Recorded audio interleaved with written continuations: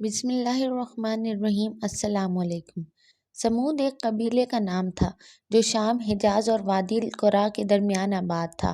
اس قبیلے کا تعلق ان لوگوں کی نسل سے تھا جو حضرت نوح علیہ السلام پر ایمان لائے تھے اور جن کو اللہ نے طوفان سے محفوظ رکھا تھا اور کافروں کو غرق کر دیا تھا۔ یہ قبیلہ سمود بھی انہی میں سے تھا جو ایک جگہ پر جمع ہوئے اور پھر ان کی نسل خوب بڑھی۔ قبیلہ سمود نے ہجر نامی جگہ پر رہائش اختیار کی۔ یہ ایک ایسی وادی تھی جس کی مٹی بڑی زرخیز اور شاداب تھی، جہاں پر کئی قسم کے بوٹے، درخت، کھجوریں اور کئی قسم کے پودے تھے۔ پانی کے چشمے ابل رہے تھے جو ان کی کھیتی باڑی کو شاداب کرتے۔ ان کی وادی ایسے ٹیلوں اور پہاڑوں سے گھری ہوئی تھی جنہیں سرسبز لمبی لمبی گھاس نے گھیرا ہوا تھا۔ یہ لوگ پہاڑوں سے پتھر تراش کر اپنے مکانات تعمیر کرتے جن کے کمرے بڑے وسیع اور کشادہ ہوتے۔ قوم سمود کے امیر و غریب سب اس جنت نما وادی میں آرام و سکون کی زندگی بسر کر رہے تھے۔ ان کی کھیتیاں بہت پیداوار دیتی تھیں، مویشی تھے تو شمار سے باہر، اور بہترین قسم کے مضبوط مکانات اور آرام گاہیں تھیں جن میں وہ رہتے تھے۔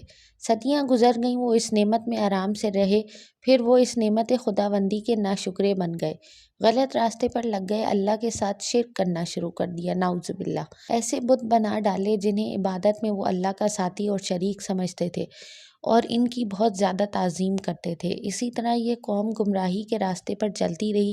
آخرکار اللہ نے انہی میں سے ایک نبی بھیجا جس کا اسم گرامی صالح تھا۔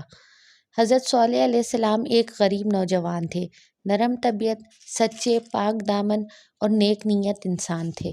لوگوں کی بدی اور گمراہیوں سے ان کے عزم و استقلال میں کبھی فرق نہ آیا اور نہ ہی قوم کی گمراہی انہیں اللہ تعالیٰ کی عبادت سے باز رکھ سکی۔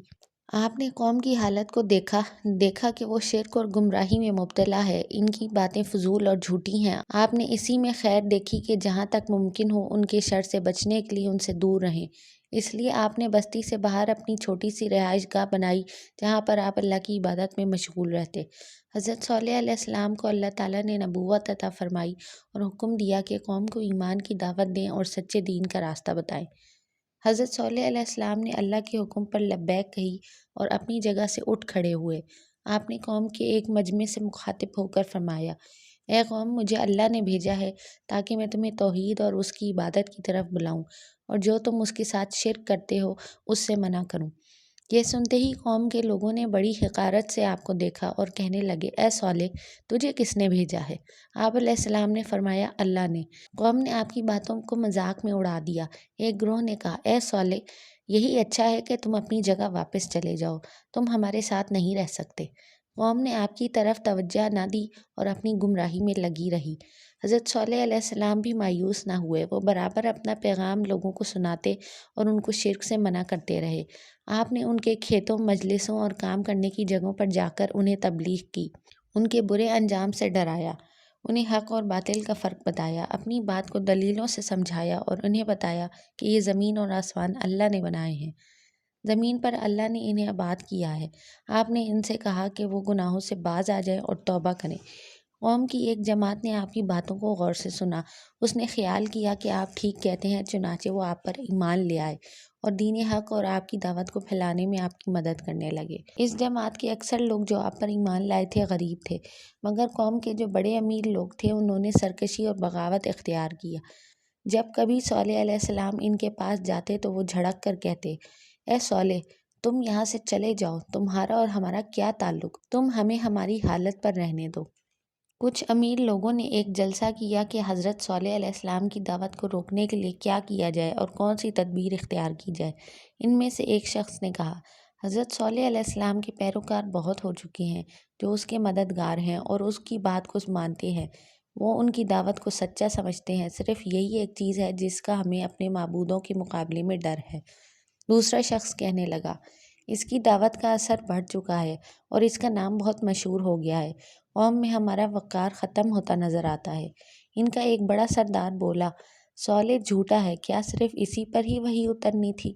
غرض یہ کہ کافی دیر تک یہ لوگ حضرت صالح علیہ السلام کے بارے میں باتیں کرتے رہے کہ ہمیں اسے روکنے کے لیے کیا کرنا چاہیے۔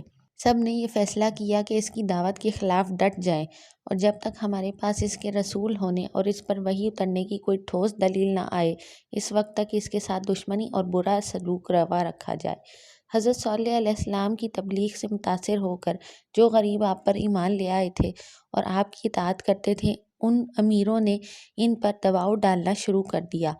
ان کی یہ کوشش تھی کہ وہ اپنے عقیدے کو چھوڑ دیں اور حضرت صالح علیہ السلام کی اطاعت کرنا ترک کر دیں۔ چنانچہ ان کے پاس گئے اور کہنے لگے، تم لوگوں نے صالح کی تصدیق کیوں کی اور اس پر ایمان کیوں لائے ہو؟ انہوں نے جواب دیا، ہم اس پر ایمان لائے ہیں کہ حضرت صالح علیہ السلام نے جو دعوت ہمیں دی ہے وہ سچی ہے، اور جس چیز سے ہمیں منع فرمایا ہے اس سے یہی ثابت ہوتا ہے کہ وہ باطل ہے۔ وہ ہنسی اور مذاق اڑاتے ہوئے کہنے لگے، واہ، تمہیں کیسے معلوم ہو گیا کہ یہ اللہ تعالیٰ کی طرف سے بھیجے گئے ہیں؟ مومنوں نے جواب دیا، ہمیں ان کی دعوت پر پورا یقین ہے کہ وہ سچی ہے۔ یہ سنتے ہی وہ لوگ غصے سے بھڑک اٹھے اور کہنے لگے، تم لوگوں کو جس بات پر یقین ہے ہم اس کے منکر ہیں۔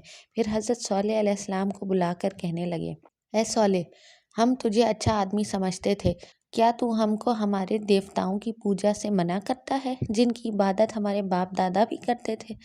حضرت صالح علیہ السلام نے فرمایا، مجھے اللہ تعالیٰ نے تمہاری طرف بھیجا ہے تاکہ میں تمہیں کفر کی تاریکی سے بچاؤں۔ کیا تم یہ سمجھتے ہو کہ اللہ تعالیٰ تمہارے باغوں بھرے کھیتوں، میٹھے چشموں اور ان خوبصورت محلات میں تمہیں بیکار چھوڑ دے گا؟ اللہ کی کس قدر تم پر نعمتیں ہیں، انہیں یاد کرو، اس کی بخشش کو تسلیم کرو، اس کی زمین پر فساد پھیلانا چھوڑ دو۔ وہ لوگ کہنے لگے، اے صالح، کیا تجھے سرداری کا لالچ ہے یا شہرت چاہتا ہے یا تجھے مال و دولت کی ضرورت ہے؟ آپ نے فرمایا، میں تو صرف اللہ کی رضامندی کی خاطر تمہیں دعوت دیتا ہوں، تم سے کوئی معاوضہ نہیں چاہتا اور نہ ہی مجھے تم سے کسی نفع کی خواہش ہے۔ اس کا اجر مجھے اللہ ہی دے گا جس نے مجھے اور تم سب کو پیدا فرمایا ہے۔ پھر وہ کہنے لگے، اے صالح، تو کوئی جادوگر ہے یا تجھ پر کسی نے جادو کر دیا ہے؟ تو بھی ہمارے جیسا ایک آدمی ہے، تیرے اندر کون سی ایسی چیز ہے جس سے ہم تیری پیروی کریں؟ ہمیں کس طرح معلوم ہو کہ تو اللہ کی طرف سے بھیجا گیا ہے؟ اگر تو سچا ہے تو کوئی واضح نشانی لا۔ آپ نے فرمایا، تم جو واضح نشانی چاہو میں لانے کے لیے تیار ہوں، تاکہ تم میری تصدیق کرو اور مجھ پر ایمان لے آؤ اور بتوں کی پوجا چھوڑ کر ایک اللہ کی عبادت کرو۔